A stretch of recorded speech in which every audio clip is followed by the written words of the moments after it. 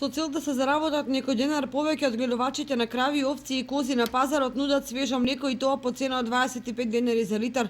Велат дека е многу поквалитетно од тоа што се продава во трговската мрежа, бидејќи употребуваат природна храна, главно од сопствени ниви, односно производство. Меѓутоа и овој пазарен ден понудата е поголема од побаровачката, па некои се принудени да попуштат во цената за 5 до 10 денари за литар и поској шише. Сето тоа според сточарите млекопроизводството го прави неисплатливо.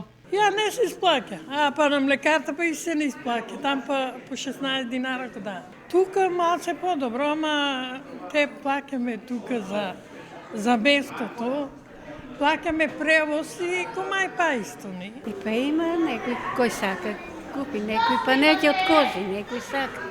Нешто не се исплаќа. Шом немаме своја рана, не се исплаќа ништо тоа. Субвенции никој пат не сум земал, од како е онадено, се ми ги причинот. Абе ние што млекото испаѓа ефтино. Ефтино е многу млеко. Тие што имаат 2, 3 или повеќе крави, вишокот млеко го преработуваат во сирење и кашкавал, но и кај него математиката е тенка и е на работ на исплатливоста. Кашкавал исто.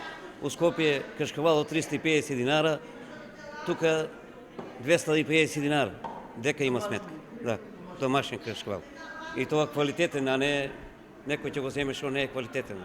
Тоа што никако не им оди во глава на сточарите е како е можно водата во трговската мрежа да е поскапа од млекото. Ако се знае што се вложува во едното, а што во другото.